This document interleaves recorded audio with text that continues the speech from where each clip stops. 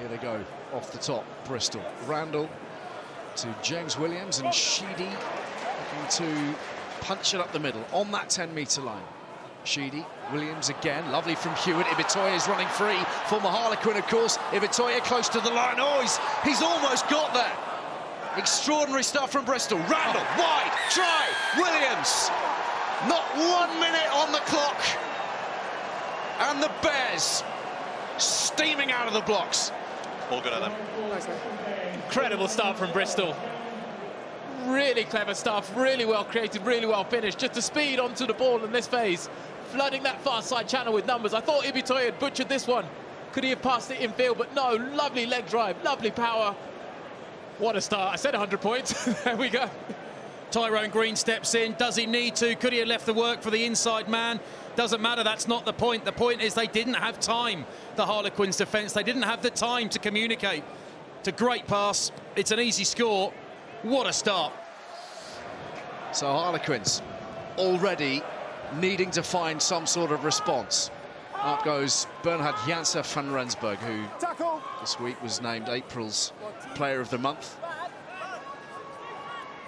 Week in, week out, some high-class performances. Genge on the carry. Big carry, big shot by Finn Baxter. Two English looseheads probably competing for the same shirt this summer. Bit of venom. Well, little doubt about the way Bristol have come to play, but little doubt about the serious nature of the defending on that occasion from Harlequins. Well, the thing about Bernhard Janse van Rensburg, Topsy, is you've got to properly hit him if you want him to stop. And the thing about Chandler Cunningham South is he properly hits everyone. Absolutely, and they'll both know each other really well from their time together at London Irish. So Janse van Rensburg has definitely felt that one. He's had the wind knocked out of him. This does not look promising for Bristol. I mean, this is big. This is really big because he's not only the Gallagher Premiership Player of the Month last month, he's the best player in this team for me, the most important player, and he's coming off. 39% of the time, inside the opposition 22, they come away with a try. Not so the last time they were here. Quick ball from Kerr, Esterhazen on a trademark line. Kerr again, Dombrandt, Cunningham South!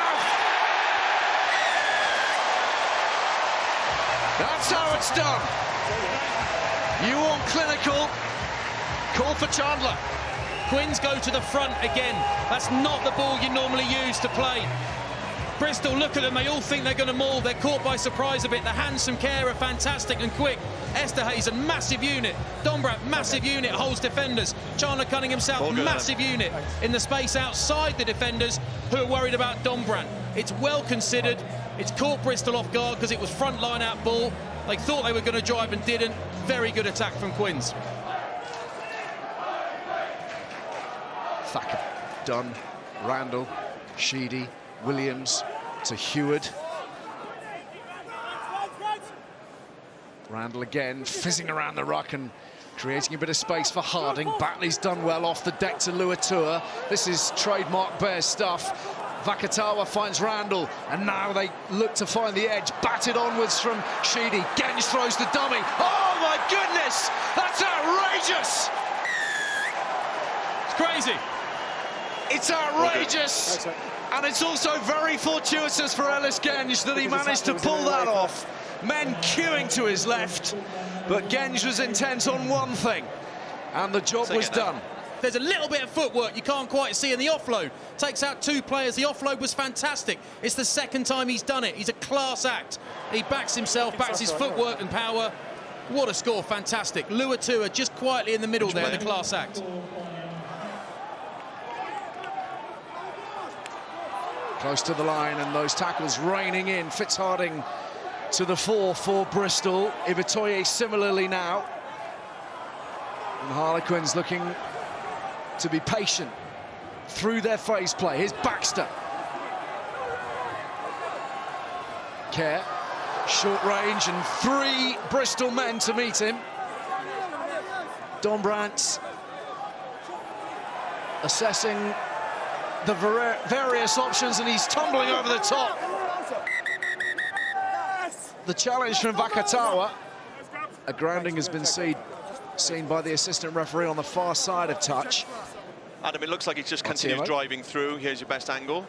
So the knee is never on the ground, so there's no tackle complete. It's now just down to the grounding.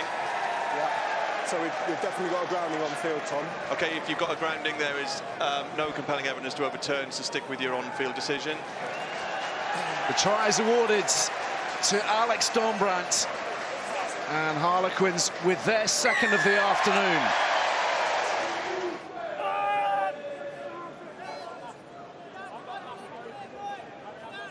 Dornbrandt goes to ground, well beyond the gain line, and the ball is loose.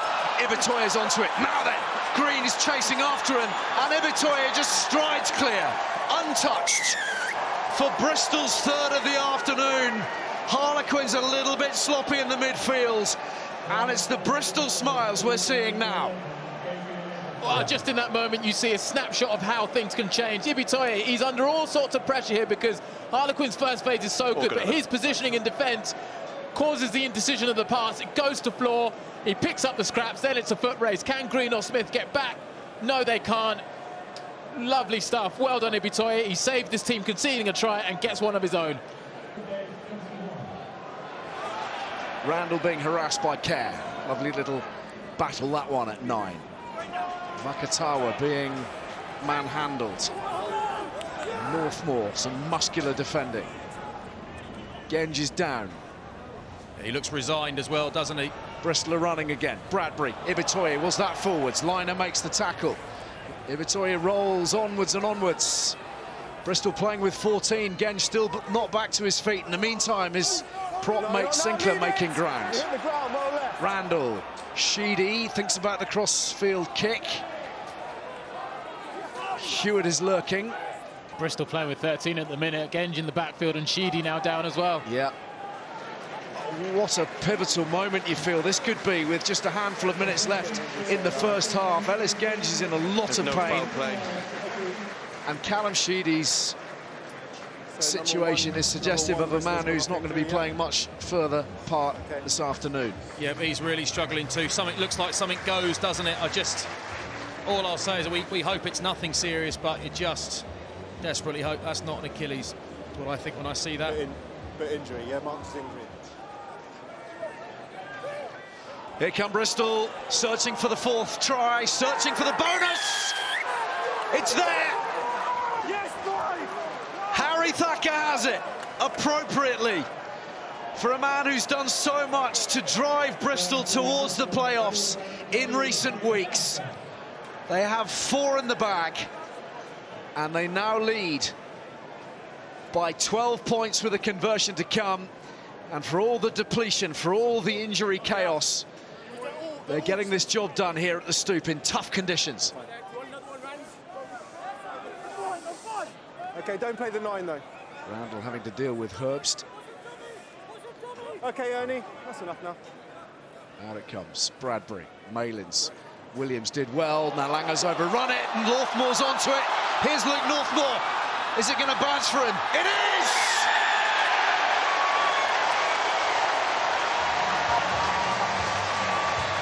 Brilliant opportunism. You can't fault it. How well has he done there, Luke Northmore? How well. Super skill level composure. That wasn't great. That was not good execution from Bristol. The reshuffle is showing. Hasn't shown yet, it's showing now. Brilliant under a lot of pressure from Northmore. Great score. We say goodbye to Will Collier. His 13th season here. Levis goes to ground. And they're at it again from close range. Porter pops it to Baxter. Quinn's players flood to the right. You got the advantage, OK? Dornbrandt again for Harlequins. They want their bonus point now. And surely they will have it. Cunningham South. A force of nature today. Harlequins draw level. A conversion to move in front, and everything is still possible. Chandler Cunningham South, we're going to be talking about this man for many a year. He is powerful, he is abrasive, he is 100 miles an hour, and he's got 2 tries this afternoon. Harding's waiting. Trying to put a little bit of footwork on to move up the field. Malins, lovely outside arc and very nearly through. Sets it up. If it can go. Laheath!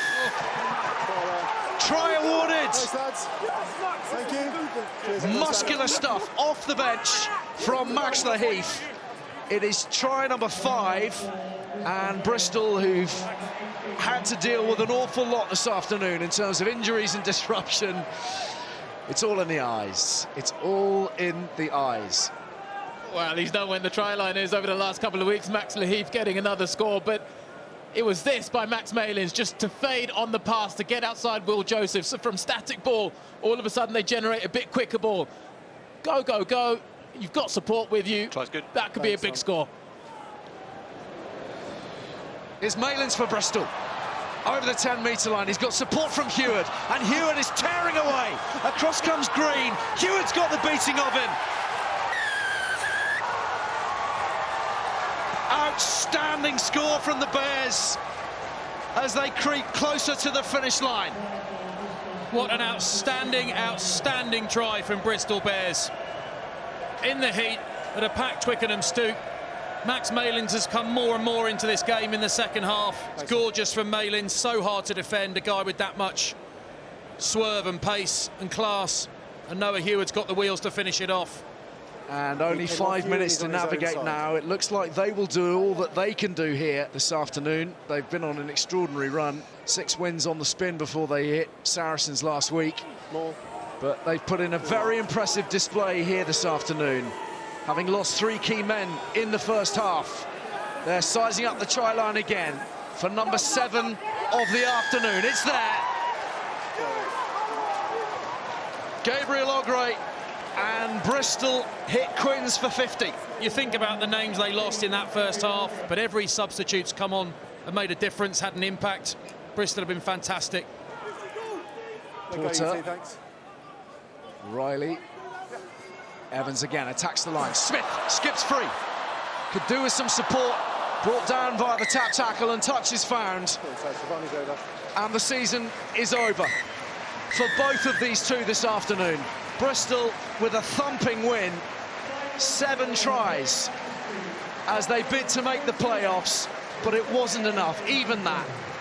7 wins from the last 8 in the league wasn't enough. 53 points to 28, and a disappointing end for both Harlequins and Bristol at the Stoop.